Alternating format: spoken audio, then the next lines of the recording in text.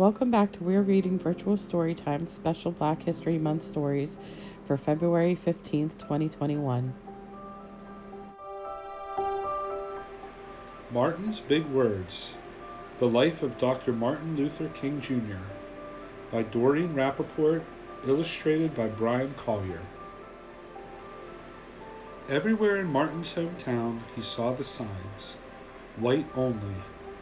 His mother said these signs were in all southern cities and towns in the United States.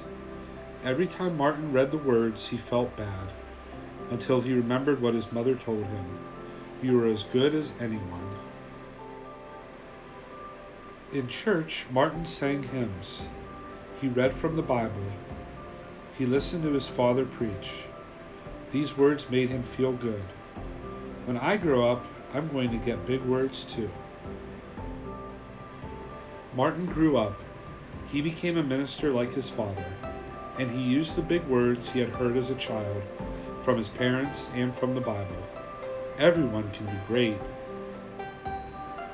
He studied the teachings of Mahatma Gandhi.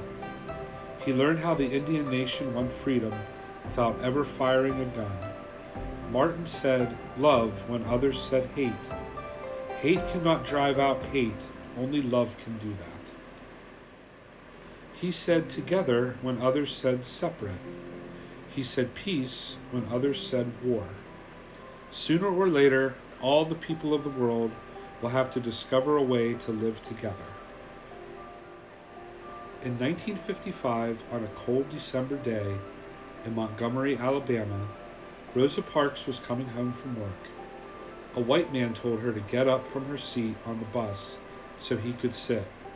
She said no and was arrested. Montgomery's black citizens learned of her arrest. It made them angry. They decided not to ride the buses until they could sit anywhere they wanted. For 381 days, they walked to work and school and church. They walked in rain and cold and in blistering heat. Martin walked with them and talked with them, and sang with them and prayed with them, until the white city leaders had to agree they could sit anywhere they wanted. When the history books are written, someone will say, "There lived black people who had the courage to stand up for their rights." In the next 10 years, black Americans all over the South protested for equal rights. Martin walked with them and talked with them, and sang with them and prayed with them. White ministers told them to stop.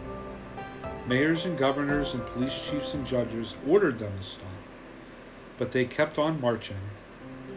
Wait, for years I have heard the word wait. We have waited more than 340 years for our rights.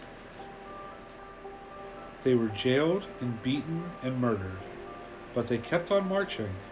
Some black Americans wanted to fight back with their fists. Martin convinced them not to, but reminded them of the power of love. Love is the key to the problems of the world. Many white Southerners hated and feared Martin's words.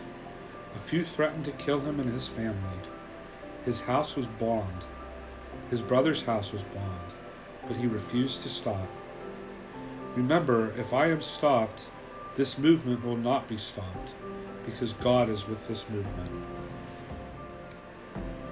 The marches continued. More and more Americans listened to Martin's words. He shared his dreams and filled them with hope.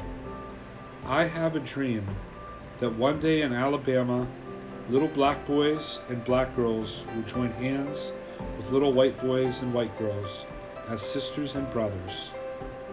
After 10 years of protests, the lawmakers in Washington voted to end segregation.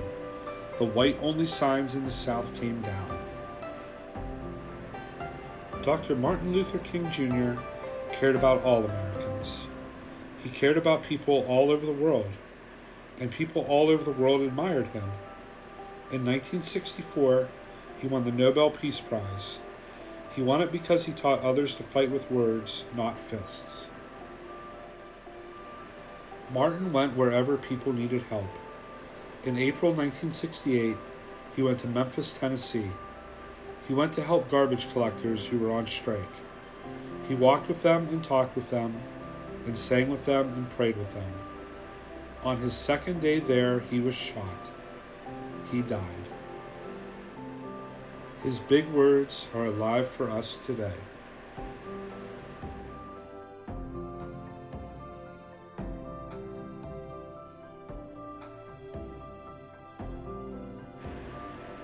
The end.